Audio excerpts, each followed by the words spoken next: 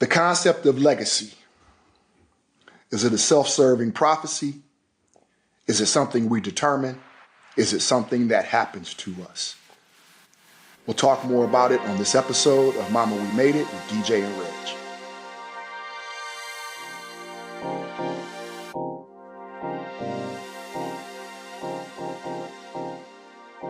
Do you have any shirts that have vertical stripes? I hope not. No, I don't. And there's something to be said for the effect that creates on the human body, right?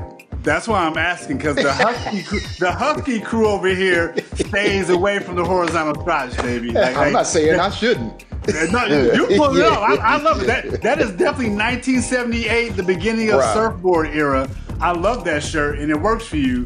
For me, it would make me feel the whole screen, and I would feel like I just got to eat a box of powdered donuts.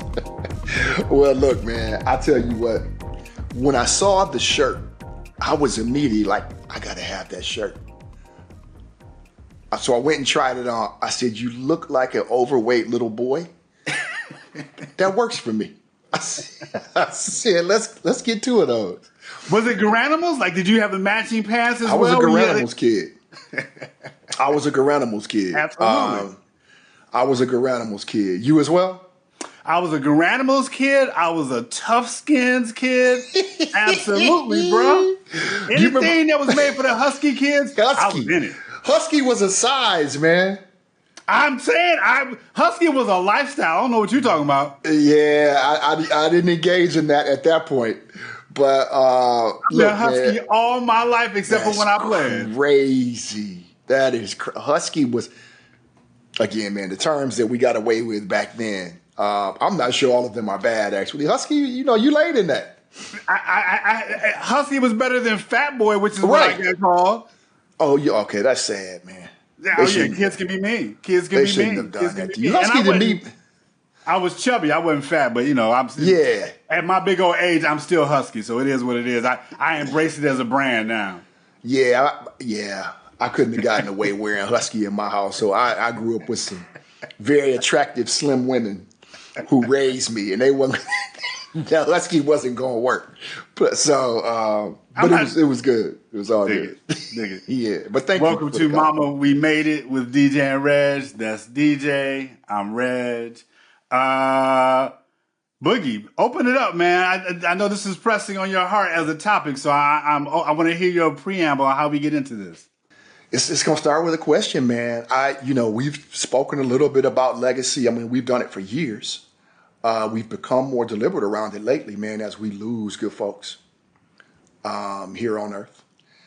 And I'm always curious, man, when we talk about legacy, for you, is it something that you can determine yourself? And I'll give some context to that, Reg. Okay. A sub-question would be, what role do you think corporate America played in Reg's legacy? So I'll just kind of throw those out there. Is it something we determine? If so, if not, we spent a long time in corporate America, bruh. What role did that play in our legacy, in your legacy? I think legacy is an outcome. I Okay. think it's an output. I don't think it is a controlled for input. I think it is, in some ways, how others perceive you after you leave a space, whatever that means. What role do I think corporate America played in my legacy? I think corporate America facilitated my ability to be a part of building a foundation for my family, along with my wife and us raising our children with a certain ability to make choices. So it gave me options. It allowed me to challenge myself intellectually. It allowed me to learn how to follow and ultimately become a leader. And so it was definitely skill set development, economic security in some ways. Along the way, I met a lot of cool people. You'd have to ask them what, impact my presence had on their lives, their careers, what have you. the things I think about that I did in my career, man, it's water under the bridge. Like there are brands that I created, there are things that I launched, some that still exist, some that do not any longer exist. As I look back on it now, very little of it matters, right? It was part of a P&L statement, a quarterly report, revenue projections and all the like, and those things simply don't matter to me. But the people that I met, the teams that I led, the teams that I was a part of, that's where I think the enduring value is. But in terms of legacy, I can't articulate that. Someone else from the outside in would have to tell me. I think legacy is distinct from achievements in two critical ways. I'll start with that conversation. And I think legacy accounts for the ability to inspire others, and I think it's more indicative of our character. I think achievements are more performance-based. I think legacy is too, but I think it incorporates those two other pieces. I think about it a lot when people get in these GOAT conversations. GOAT, GOAT this, GOAT that. Mm-hmm. I have a tough time engaging in those conversations because I think there's an era perspective on that. I think there's also this whole thing just around character and inspiration.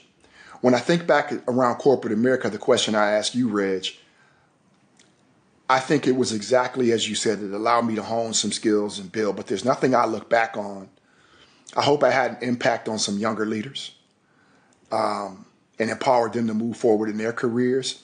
But as far as the creation of things and somebody's going to look back on at Nike and say, hey, DJ did that, that doesn't mean much to me at all. Those things may exist, but it doesn't mean much to me at all. And it's part of the reason I left. Part of the reason I left is I didn't want to be that Nike dude. I didn't want to be another one of those. And there's nothing against that if that's what folks want to do. When I got into education, man, it allowed me to establish a firmer foundation for what I hope is my legacy. Because I think you're right. I think legacy is, fortunately or unfortunately, determined by others around us. And I think that's why it's so critical to be diligent around your circles and your social circles and your network.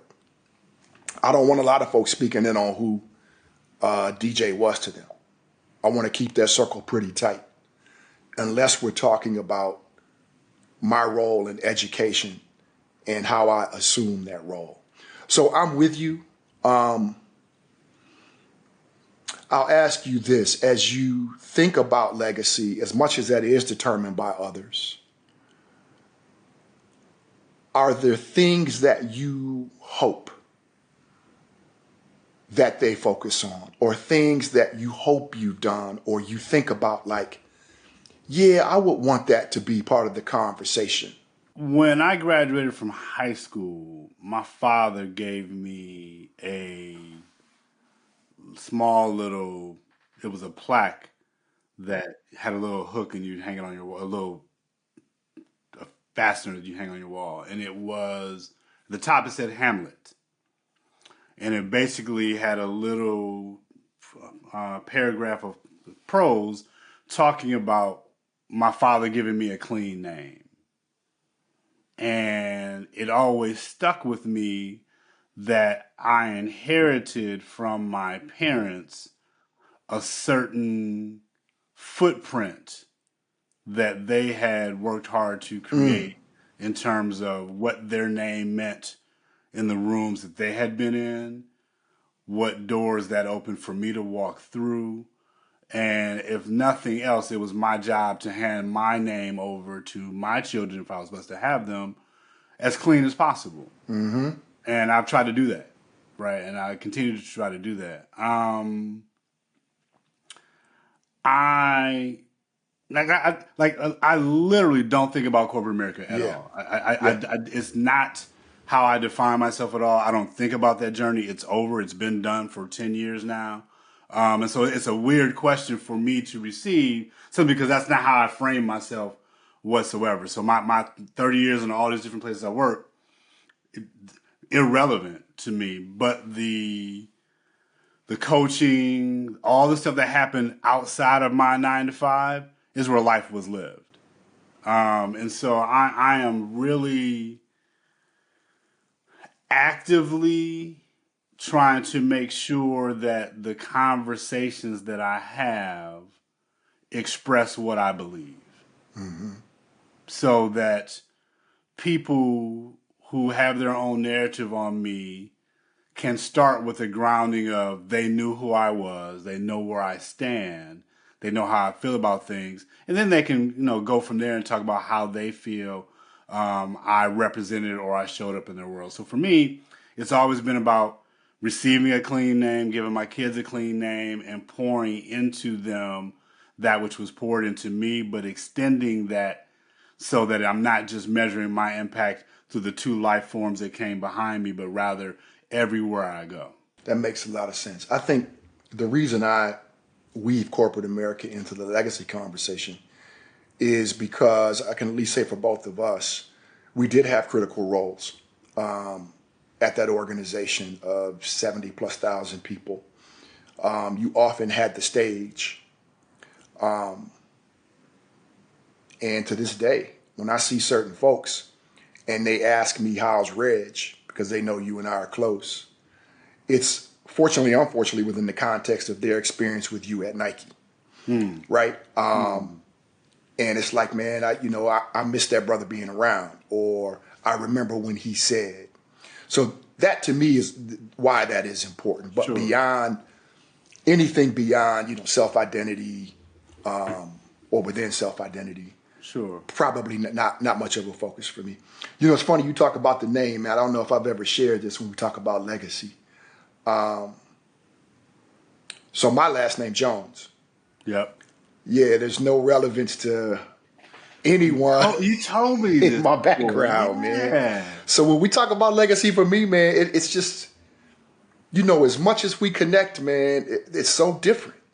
Like you've got two wonderful sons, man, and no matter what happens, somebody's gonna look at them and say, those are Reg's kids, man. Hamlet, you talked about your dad passing down. Nah, bruh. My mom was born a Campbell. Pregnant with me at 16, had me at 17. My biological dad is a Miller. My mom got married, I want to say before I was born, maybe shortly after, to a Jones. Now, if this cat walked in the middle of my house and started farting nursery rhymes, I wouldn't know who he was. Extreme, but yeah, true. I wouldn't know who he was. So I'm a Jones. There's no one in my lineage from a bloodline perspective that is a Jones. So legacy for me is not as much on the naming aspect, which I would be a Campbell or a Miller. So in some ways it feels like a clean slate, but I feel very much close to the legacy of my mom and grandmother. That's where I really get focused. And for my grandmother, man, it's character and values. Similar for my mom, but my mom was all about presence. Young man, when you walk into a room, when you walk into that classroom, this is the expectation. Sure. And for me, that's the legacy that I think about. Fortunately, unfortunately, not a lot of it has to do with males in my background. So I also feel some responsibility there as well. To your point, the corporate scene, man, it was a chance to build education. I was given the opportunity to create a master's program. I still think about that. And I was really intent on the curriculum in that. But I do have a different take on legacy, man. I am that kind of one Jones now in my entire family. My mom got remarried. So I got Cromwell's, Parker's, whatever it is, man. So it's a whole different take on it. But I do think it's important, man. I hope that folks like you will understand how important it is to me to impact other people and add value to other people's lives. That's the one thing for me, man, is if nothing else, you can say what you want about DJ. I care a lot about other people, and that shows up differently because I got a whole different background, man, only child, Virgo, whatever you want to call it. But if nothing else, man, I care about the people who are in my circle. And I hope there's some flexibility in terms of how that shows up. Outside of that, man, I'm probably a unique character. And Probably is an understatement. good. Well, Probably is an good. understatement. Good. Thank you. I actually like that about myself, man. And it's probably getting worse or better. So to your point, man, I don't think a lot about legacy. I do think a lot about the people I care about. What would they say if they never saw me again? I do think about that. Yeah, man. So you are one of one. You have always been that. You are, without question, the most intense cat I know. Jeez, okay. And I mean that with all compliment. Okay. You take no shorts. And I appreciate it about you. And it is a high bar you set and a high set of expectations in every conversation, whether we are being funny and silly or serious and somber. Your laser like focus on things is captivating and inspiring for sure, and sometimes daunting, quite frankly. What I'll say, man, so here's the thing, right? We are coming around the corner on what you and I and our producing team have talked about is basically the end of season 1 of Mama We Made It with DJ and Reg. And this show, quite frankly, is beginning to become a platform of storytelling for us. It is starting to become part of the oral history, tradition, the thing that will, be here as a form of art from us when we are no longer in this realm. And so when you think about, the journey we're on here, it's a bit of our legacy as well. Mm-hmm. And as you think about the first 12 or 13 now episodes, and by the time this airs, probably closer to 15, how do you think about, this realm? And this is your second this is your second podcast, but this particular one, we started talking about legacy in the first episode. We started talking about joy and human flourishing as kind of the foundation for the show. We're here now. We've been grinding along for these last 3 or 4 months. How do you think about where we are in the context of legacy for you? First of all, I appreciate the comments that you made about me earlier, and I want to come back to at the end some thoughts I have around my experience with you. This podcast doesn't define me. It allows you to experience me, and it allows people to experience my strong connection with you. That's how I look at it. If someone wants to take these moments that we share for public consumption and think that it defines us, we existed prior to all this, and we will beyond this. But it does allow, it's an experiential exercise for people to engage, and I love that about it, and that's how I treat it, man. No holds barred.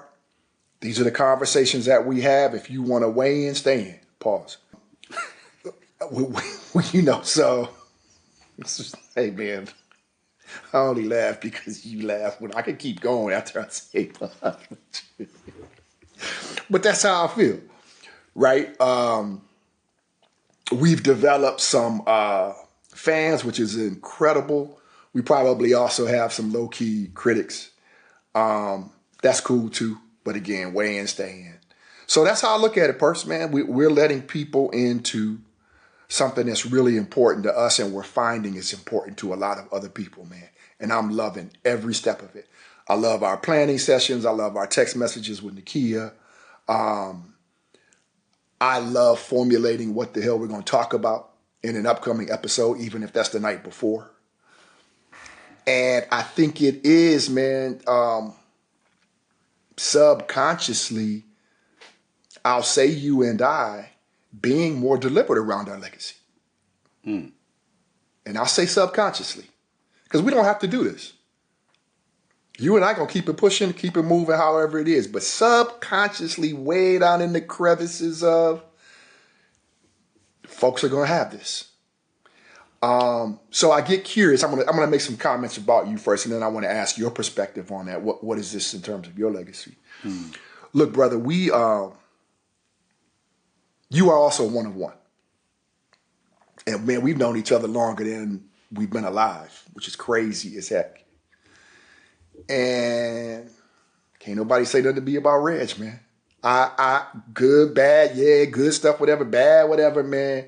I love you as if you are my blood brother, man. My mom feels the same way. Always asks me how's Reg doing. Like, you got two sons now, I guess. Okay, which is cool. But anytime I'm around you, it's a stone cold blast, brother, and I love it, man. And I hate to think that one day that will not happen, as we talk about not being here, etc. Right? So anytime I get the opportunity, man, I'm fully engaged. I'll say this as well. The things you can affect in terms of people around you, I pay a lot of attention to, which is your sons who you have amazing sons, man, and your wonderful wife. The same. View her just like a sister as I always have. But that says a lot to me about you and your legacy as well. But your question that you posed to me, man, this podcast and how connected do you believe, hope, aspire to have this connected to your legacy? I would say it's not subconscious for me. It's very conscious. Okay. I'm a big fan of oral histories. Mm-hmm.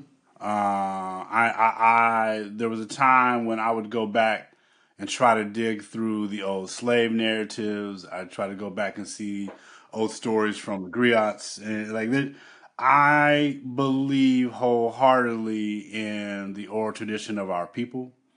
As much as I am proud to be a Hamlet, my people are not Hamlets Mm-hmm. in that way. And so, I try to celebrate the African in me in every way possible, going back to the other side of the Ma'afa before all of the tragedy that was the transatlantic slave trade happened. And in that vein, man, this is very much in that vein, right? This is storytelling for me. This is working on my oral craft and going back and forth with my brother. This is signifying. This is all those things. So it's very conscious for me to be doing this. It is also, you know, not performative, but it is working on being in front of the camera Yeah. and all of the things that come with that. And so in that way, it's foundational for some other storytelling things that I plan on doing. Yeah. Right. And so it is being in studio. It is all the things that allow us to tell stories, to hear stories, to shine a bright light on a beautiful space that is as black as we can possibly make it, while manifesting our humanity for everybody to consume. And so for me, it's very conscious doing this thing. And that started with who I would want to do it with. Mm-hmm. You could be doing this by yourself. I Mm-hmm. could be doing this by myself. That wasn't what it was about. For me, it was wanting to take a thing that exists, which is our relationship, and put it on a platform because I get so much out of it. Like, it's a lot of fun. I've learned a ton just in the short time we've been doing this about you that I didn't know. I've shared things about myself that I wouldn't normally talk about in a public forum. I'm a really private person in that way. And so to be open source with it has been therapeutic for me. So this is all really conscious for me. And it's just the beginning of a lot more storytelling to come. Yeah, it's amazing, Reg, just within the number of weeks we've been doing this, man, the stories that have come out, just the experiences, personal experiences. We've both experienced loss for you, your best friend and sister, man, which is heart-wrenching to even think about. And then my aunt, who there'd been some distance over the years, man, but boy, losing her was such a reminder of the impact she had on me growing up. And all that's happened within this short amount of time, season one. So, so in some ways it's made me wonder, man, what other critical things have we missed around each other's experience? Because we weren't being intentional around these conversations. All that's happened within weeks. So I'm glad we're here. I'm glad we're doing this, man. I think you and I have a similar interpretation around legacy. Look, folks are going to say what they're going to say. And that's cool. As they do that, they are cementing their own legacy as well. I try to be mindful when I speak of folks, man, that I am considerate and realize that there's power in these words and there's power in these narratives when we speak about other folks. So I appreciate engaging in this conversation, man. I know it can be a bit of an odd topic. It can be a bit morbid. There might be a lack of control around what people say, but I appreciate the fact that you humored me to have this conversation around legacy, man. Nah, I dig it. And in so much as we are going forward, I'm excited about more of the conversations, more of the voices that we bring into the conversation, more ideas. You are a constant thinker, right? Constant elevation causes expansion. So you're constantly, in the stacks, reading and researching and digging into it. And there's just, we just scratching the surface on these conversations. It is a reminder that the premise of the show is how we get free. It's about liberation. It's about our love for our people, and by extension, all people who are yearning for fresh space, a joyful space, a purposeful space, and who do it in community, right? That is fundamentally about community, which leads to legacy, right? Legacy of one is not a legacy. It's got to be within community, from my perspective. Look, can I say this before you close us out, Reg? You hit something, man, that I think is critical. Is the reminder that this is about liberation. And I think when I think about this podcast, it is a major testament to the fact that this is about liberation. There's a time when we were in the midst of our corporate careers, etc., when this might not have been a great idea because folks are listening, brother, I hope everybody's listening. I feel fully liberated to share my story. I'm not concerned about what the masses think, and it feels so good. These are literally the conversations you and I have had, man, for years. So I love that reminder and putting that pin in. This is about folks being free. This, for me, this vulnerability, this communication, this interaction and engagement with you is critical in that liberation journey, man. So I wanted to just put a pin in that. Gang, gang. This is Mama We Made It with DJ and Reg. Again, check us out on YouTube, Spotify, Apple Podcasts, wherever you get your favorite podcast. Subscribe to the show. Leave us a note. Let us know how you feel, what you think. We continue to build. We've got some other ideas down the road that are coming. We love you all. Peace and blessings. Church, Nakia. Mama made it.